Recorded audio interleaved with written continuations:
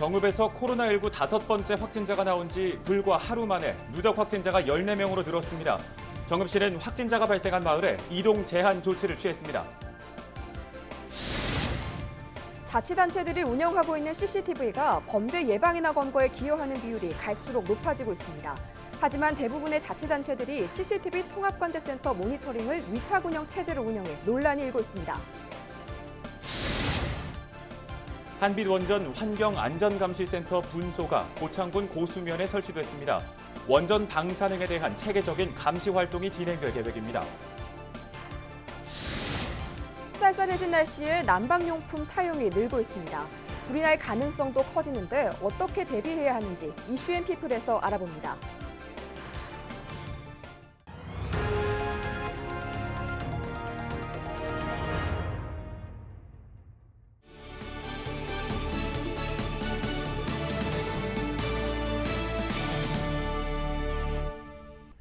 시청자 여러분 안녕하십니까? 헬로티비 뉴스 전북 시작합니다.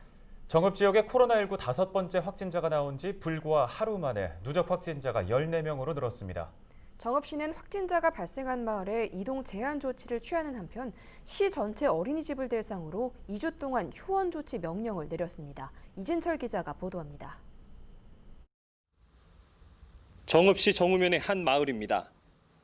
시는 6일 오전 이 마을에 이동 제한 조치 명령을 내렸습니다. 14번째 추가 확진자가 발생했기 때문입니다. 전북 지역에서 마을 밖 이동 제한 조치는 이번이 처음입니다. 오늘부터 이동 제한 조치를 시행을 합니다.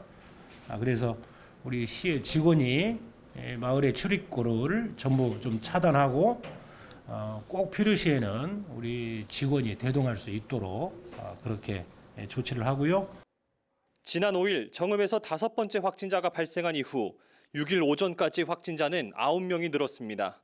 5번째 확진자와 추석 명절을 함께 지낸 가족 가운데 시 부모와 오빠, 자녀를 포함해 7명이 양성 판정을 받았습니다. 5일 오후 9시에는 정읍에 거주하는 중국인 김모 씨가 13번째로 양성 판정을 받았고 6일 오전 7시에는 정읍 7번째 확진자와 접촉한 송모 씨가 14번째 확진 판정을 받았습니다. 5번 확진자의 가족 7명의 경우 모두 무증상으로 지난 3일부터 자가격리 중이었습니다. 13번, 14번 확진자의 경우 방문이 확인된 곳을 대상으로 방역 작업을 시행하는 한편 CCTV를 통해 추가 동선을 파악하고 있습니다. 확진자가 급속도로 발생함에 따라 정읍시는 방역을 더욱 강화했습니다. 노인, 장애인 시설 890여 곳의 운영을 중단하는 한편 오는 18일까지 시 전역에 있는 어린이집과 아동센터 90곳에 휴원 명령을 내렸습니다. 계속해서 지적받은 확진자 발생 안내에 대해선 6일 오전부터 확진자 발생 정보를 시민들에게 공개한다는 방침입니다. 시민들께서 여기에 대한 어떤 불안감이 확산되지 않도록 확진자가 발생하면 그 즉시 정보를 공개하고 동선이나 조치 계획에 대해서는 우리가 내부적으로 정리하고 최종적인 동선이 확정이 되면 다시 전달하는 식으로 코로나 확진자 상황에 대해서는 그렇게 조치를 하도록 하겠습니다. 시는 가족 집단 감염의 시작을 12번 확진자로 추정하고 있습니다. 12번 확진자는 5번 확진자의 친오빠로 서울에서 2달 동안 거주하다 지난 28일 정읍으로 내려왔습니다. 이번 대규모 가족 확진과 상관없는 13번 확진자의 감염 경로는 역학조사가 이뤄지고 있습니다. 헬로티비 뉴스 이진철입니다. 마스크 착용을 요구하는 버스 운전기사를 폭행하는 등 마스크 시비와 관련한 범죄가 전북 지역에서만 10건이 발생한 것으로 나타났습니다. 전북지방경찰청은 지난 5월 26일부터 10월 4일까지 전북 지역 내 마스크 미착용으로 인한 폭행 등의 범죄는 모두 10건 발생했으며 피의자는 14명이라고 밝혔습니다. 14명 중 1명은 구속, 3명은 불구속 상태로 조사를 받은 뒤 기소 의견으로 검찰에 넘겨졌고 2명은 불기소 의견으로 송치됐습니다. 지방자치단체들이 운영하는 CCTV가 주민 생활 안전에 도움이 되고 있는 것으로 나타났습니다. 범죄 예방과 범인 검거에 기여하는 비율이 높아지고 있다고 하는데요. 하지만 관제센터 모니터링 직원을 업체에 위탁 관리해 전문성을 높이기에는 한계가 있다는 지적이 나오고 있습니다. 김남우 기자가 보도합니다. 남원시 CCTV 통합관제센터입니다. 남원시는 지난 2018년부터 CCTV 통합관제센터를 개설해 현재 모두 910대의 영상 촬영 장치와 화면을 실시간 모니터링하고 있습니다. 통합관제센터 개설 이후 범죄나 안전사고 예방에 CCTV 역할이 높아지고 있는 것으로 파악되고 있습니다. 남원시의 경우 강도 사건 발생률은 66%, 살인 사건은 45%가량 감소한 것으로 파악됐습니다. 하지만 정읍시와 임실군, 고창군을 제외한 전북 11개 자치단체의 모니터링 인력이 위탁 운영되고 있어 논란이 일고 있습니다.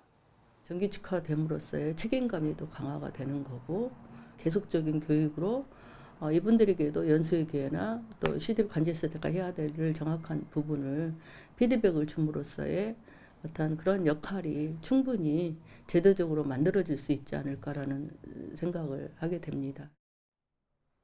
남원시는 현재 시설 경비 용역 입찰을 통해 1년 계약 방식으로 12명의 비정규직 CCTV 관제 요원들을 고용하고 있습니다. 남원시는 관제 요원 정규직화와 직영 운영 주장에 대해서는 24시간 모니터링 작업 특성상 위탁 운영이 효율적이라는 입장입니다. 야간이나 그런 부분 못 보는 부분들도 있기 때문에 관제센터에 놔둬서 관제원들이 그 모니터링 했으면 좋겠고 시 입장에 그 운영하는 부분에서는 아까 시 전체적인 예산이라든가 인력이라든가 효율적인 걸 감안하기 때문에 그런 부분 현재 상태가 가장 효율적이라고 판단하는 것 같고요. 범죄와 안전사고 예방을 위한 CCTV 기능이 확대되는 과정에서 개인정보 누출 방지와 모니터링 인력들의 전문성 강화를 위한 보완 작업도 필요해 보입니다. 헬로티비 뉴스 김나옵니다. 전주대대 도도동 이전을 반대하는 김재화 익산 비상대책위원회는 전북도가 문제 해결에 나서줄 것을 촉구했습니다. 전주대대 이전 반대 비대위는 6일 익산시청에서 기자회견을 열어 항공대대가 들어선 뒤 군용기 소음 등으로 인해 정신적, 경제적으로 피해를 입고 있다고 주장했습니다. 그러면서 항공대대 근처에 전주대대를 옮기는 것은 익산과 김제 지역 주민에게 일방적 고통을 강요하는 행위라고 비판했습니다. 비대위는 김제시와 익산시, 전주시 사이의 갈등 조정과 해결에 전북도가 나서줄 것을 촉구했습니다. 한빛 원전에 대한 효율적인 방사능 감시 활동을 할 수 있는 한빛원전 환경안전감시센터 고창분소가 고창군 고수면에 설치됐습니다. 고창분소는 환경 방사능 분석에 필요한 전처리와 분석실이 갖춰져 있습니다. 한빛원전이 전북과 전남 2개 광역권에 포함됨에 따라 전북 권역에 대한 체계적인 방사능 감시 활동을 위한 목적으로 운영될 예정입니다.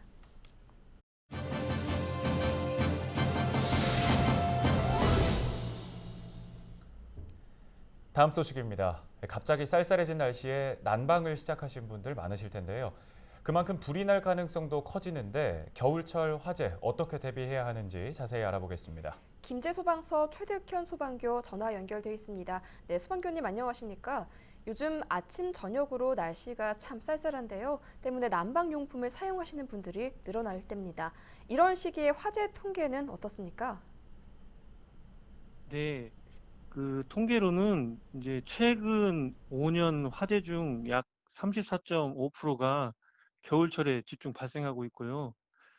아무래도 이제 화재 발생 빈도가 증가하는 동정 위기가 다가오고 있고요. 겨울은 아무래도 여름과 가을에 비해 화재 발생 건수가 상대적으로 높습니다. 특히나 주택의 경우에는 건수가 다른 화재보다도 더 높아서 아무래도 날씨가 추워지는 계절의 영향에 따라 부적절한 화기치급과 전기장판, 히터 등의 그 주택용 난방용품의 사용량이 증가하는 것으로 분석되고 있습니다. 네, 그러면 혹시라도 있을지 모를 이런 만일의 사태를 어떻게 대비를 해야 될까요? 네. 최근 급속한 고령화 및 평균 수명 연장으로 독거노인분 및 1인 주택들이 늘어남에 따라 화재 발생의 취약계층 또한 늘어나는 추세입니다. 특히 고연령 어르신들은 더욱 화재 무방비로 노출되어 있어 이에 따른 예방이 무엇보다 중요하다고 할 수 있겠습니다. 여러 대비책이 있을 수 있겠지만 우선 첫째로 겨울철 난방용품의 올바른 사용법을 숙지하는 것입니다.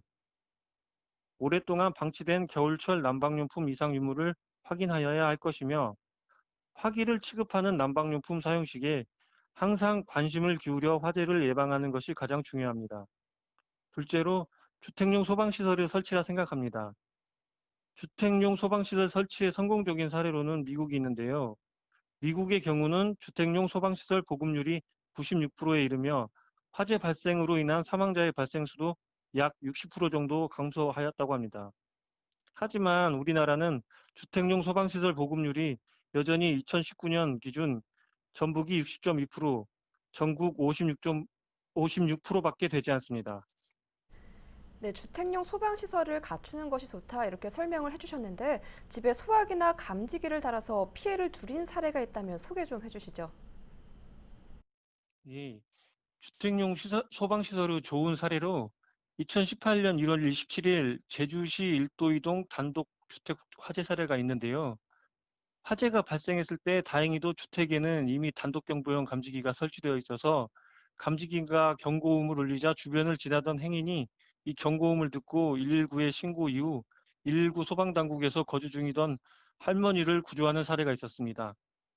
또 다른 사례로는 2020년 3월 4일 전북 김제시 죽사면 한 단독주택에서 화재를 들 수 있겠습니다. 화재 당시 집 안에 있던 92세 A씨는 단독경보용 감지기에서 화재 발생이라는 경고음이 함께 울려 이를 들은 A씨가 불이 난 걸 알아차리시고 마침 집에 있던 소화기로 화재를 진화하는 일도 있었습니다. 물론 저희 소방대가 신속히 출동하여 완진했지만 만약 주택용 소방시설들이 없었다면 참혹한 화재 현장이 될 수도 있었습니다. 특히 소화기는 92세 어르신도 거뜬히 사용할 수 있다는 걸 강조하고 싶네요.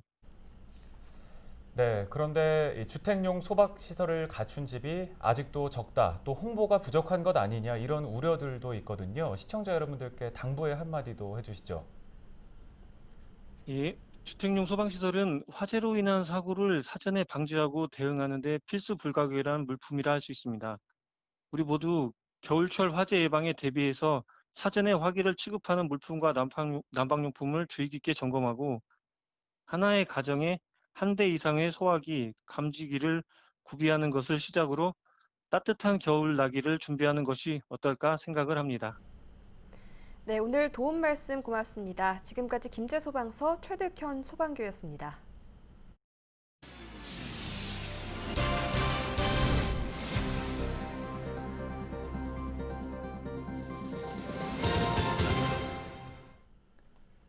전북 지역 데이트 폭력 발생 건수가 해마다 증가한 것으로 나타났습니다. 국회 국토교통위원회 소속 더불어민주당 소병훈 의원이 경찰청으로부터 제출받은 데이트 폭력 현황을 살펴보면 2016년부터 지난해까지 전북에서는 998명이 데이트 폭력으로 검거됐습니다. 2016년 164명이던 데이트 폭력 검거 건수는 2017년 283명으로 늘었고 지난해에는 290명을 넘어서며 해마다 증가했습니다. 폭행과 상해로 검거된 인원은 879명으로 전체의 77.1%에 달했습니다. 끝으로 날씨 정보입니다. 수요일 우리 지역 오전 기온은 9도, 낮 기온은 22도가 예상됩니다. 북쪽에 찬 공기가 내려오면서 오전에는 10도 이하의 기온으로 출발하겠습니다. 일부 동부 내륙과 산지를 중심으로는 새벽에 서리가 내리겠습니다. 더불어 낮과 밤의 기온차가 10도 이상으로 크게 벌어지겠으니 건강관리에 유의하시기 바랍니다.